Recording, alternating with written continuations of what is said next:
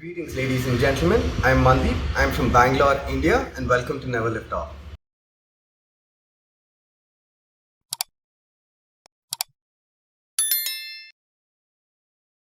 This is my 1990 ESD CL2 or D250 Classic Resto Mod project. Let's dive into all the details that makes this motorcycle unique to the Indian automotive scene. I'd like to start this video with a popular saying in Kannada, Java Nanna Jiva, which literally means Java is my life or my life's Java. So, hope that took you all down memory lane. What is Java? Java is an acronym where the JA came from the surname of the founder František Janček and the WA came from Wanderer, a German company. So Java was founded in Prague, Czechoslovakia in 1929 when František Janček acquired the motorcycling division of Wanderer, Wanderer being a German company that produced vans, cars, bicycles, motorcycles and other machinery. Java made its Indian debut in 1960, licensed under Ideal Java Private Limited with its production and manufacturing line in Mysore. They produced bikes from 1960 to 1973, after which they were renamed Yezdi. The word Yezdi is derived from a Czech verb jezdi, Jezdi, that means rides or goes. The Yezdi classic model line sat below the Road King and above the Deluxe 175.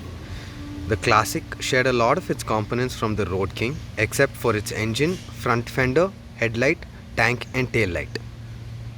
This bike was powered by an air-cooled 250cc single-cylinder engine that ran a twin exhaust setup. This engine has a motorsport lineage as it was derived from the CZ250 motocross. These engines were carbureted either by a Jekov or a Paco carburetor. The carburetors by themselves are unique as they came with an inbuilt choke called a trickle choke. Before we proceed to the bottom end of this engine, let's understand the difference between a 2-stroke and a 4-stroke engine. A 4-stroke engine or an ICCE engine has 4 strokes: intake, compression, combustion and exhaust, whereas a 2-stroke engine has only 2 strokes, and again to clear the air it's called an upstroke and a downstroke. First glance of a 2-stroke engine, you notice a very compact head design.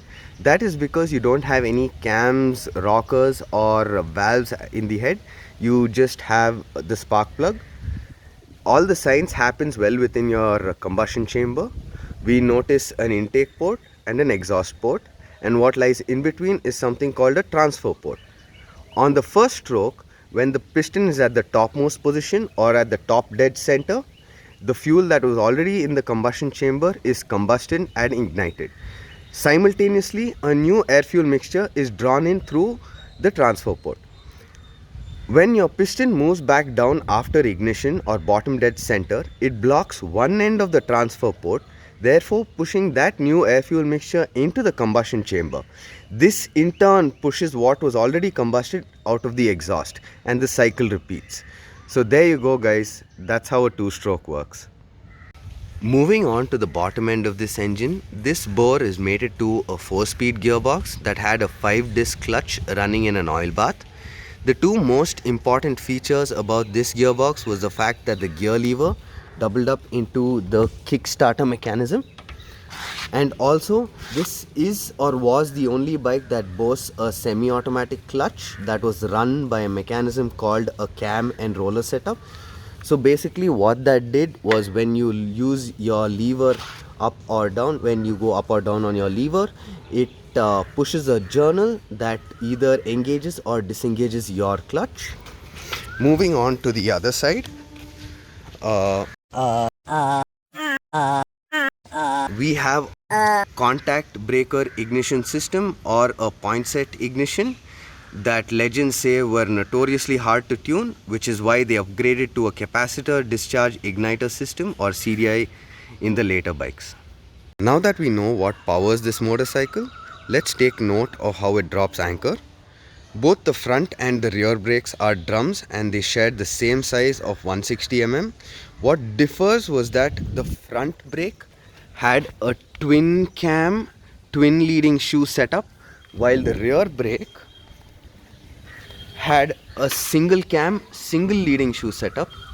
Coming to the suspension, This bike had a telescopic front suspension with 130 mm of travel in the front, and coming to the rear they had hydraulic shock absorbers with 100 mm of travel. Coming to the dynamics and the ergonomics of the motorcycle, it's a long wheelbase motorcycle with a long rake angle and a low seat height, with forward set foot pegs and a wide handlebar, giving the rider a very comfortable riding position. Even the pillion got their own seat and decent sized foot pegs. From factory, these bikes never came with indicators or mirrors. They had to be added aftermarket. And for those of you who are wondering why I'm missing an indicator, I'm not the only son. I have siblings. For those of you who understand can relate. Moving to the instrument panel, this bike came with only one dial that read speed and total mileage. The quirkiest bit about this dial is that it read engine speed and not wheel speed. Notice how the speedometer worm goes to the engine and not the wheels. I think this is how SD found a way to justify their claimed top speed of 110. These dials are overclocked from the get-go and they keep you motivated uphill or down. On the other end, we got a key set that had 4 lockouts. 1 for ignition, 2 for tail light, 3 for headlight, and 4 opens up the circuit. This bike never came with a handle lock from factory, but came with provisions on the triple tree and the chassis, which is why you could run a horrendous paddle lock. All in all, with the paddle lock, this bike weighs in wet at 145 kilos. The most significant part being that it not only had a 50-50 split from front to back, but also had a 50-50 split from side to side. Courtesy those beautiful tailpipes that make this bike so iconic and set it apart from the rest. And also worth mentioning that these chambers came with detachable DB killers back in the 70s. This bike was gifted to me by my tenant. This is my second rescue or restoration project, the first being my Esteem. Links in the description below. No words can express my gratitude towards these gentlemen who gave up their first bikes or cars so that a kid could live his 90s dreams. Thank you so much. A big shout out to you both. These bikes made their Indian racing debut at the racetracks of Sholavaram, the National Motorcycle Rally Championship, and Race to the Clouds Nandi Hills, to name a few. They ran in their bespoke 250cc class at Sholavaram. However, their racing days were numbered as the FMSCI banned all two-strokes with engines above 120cc, thereby ending SD's run in motorsports.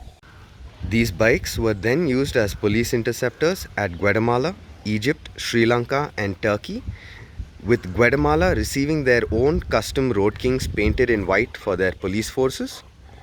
Fun fact, since YSD had a surplus of the Monarchs before they were closing, they were exported into the UAE where they were used to deliver pizzas in Abu Dhabi.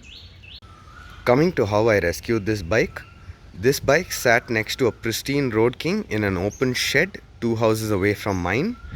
So I've pretty much seen this bike all throughout my childhood. This bike sat for a good decade or more before I rescued it. Since the paint had oxidized, I tried my hands on polishing the bike. I first clay barred it and then polished it with a rotary polisher that I had borrowed. Not the best of finishes, but decent. It looks way better than I got it.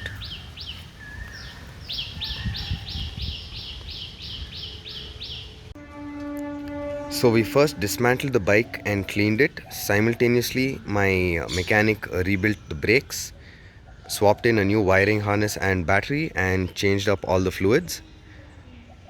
The rims had completely perished, so I got them replaced and respoked, both front and back.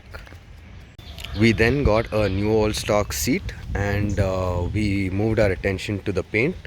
The paint had completely oxidized and there are a few spots of surface rust on almost all panels. The worst being the side panels, the center stand, foot pegs, and the side stand. All that was got down to bare metal, and I painted them myself, as I'm going to do a frame off restoration on this bike, and it's going to be professionally painted later anyways. The first owner had done a Road King front end conversion by changing out the headlamp and the tank both from the Road King. The Road King's headlamp was bigger, and as well as the tank. The stock tank of the Classic held only 12 liters, while the Road King's tank held up to 18 liters. I then shifted my attention to the engine, where I rebuilt the bottom end completely with new clutch discs and all the supporting mods. I then swapped in an original Paco carburetor, as this bike didn't come with an original carburetor. At this point, all the cables were replaced and also the exhaust was cleaned and decarbonized. Now that the bike was mechanically sorted, I shifted my focus to the aesthetics. I redid the wiring so that we could run indicators. I just wanted the bike to look complete, as it looked like a poverty spec bike otherwise. Without the indicators, the front looked like that and the back looked even worse. I then sourced an authentic handlebar from the Road King, but they are not made anymore, so I had to buy one used. The most unique part about these handlebars is they came with integrated yokes. They just look beautiful, and I also had to get new old stock levers to go with it. All in all, the bike is mechanically sorted and I'm just waiting on a handful of parts to complete this build. My future plans for this bike are to do a complete frame off bare metal restoration on this bike. I want to go to the extent of nickel and zinc plating my hardware, and also I want to galvanize my chassis. After this bike is restored, I want to swap in a higher capacity twin cylinder 2-stroke engine, just so that it justifies its twin exhaust and also its name, the Road King. And if that project works out, I will probably rebadge this bike into the Speed King or the Street King. Hello everyone, thank you for watching this video till the end. It means the world to me. This video was shot in the month of June and July, which are home to a number of special occasions like World Environment Day, World Motorcycle Day, and not to forget Father's Day. I take this opportunity to wish all those hardworking dads out there a very special and happy Father's Day. This video pays homage to International Java Day, which is celebrated on every second Sunday of July. So happy Java Day to all of you out there. Last but not least, this video is a tribute to all those ladies and gentlemen who put in their blood, sweat and tears, their hard-earned money or even their lunch money to keep these machines running or in their best nick so that they outlast generations to come. This is your host Mandeep signing off. Make sure you always have that smile on your face, and remember, never lift off.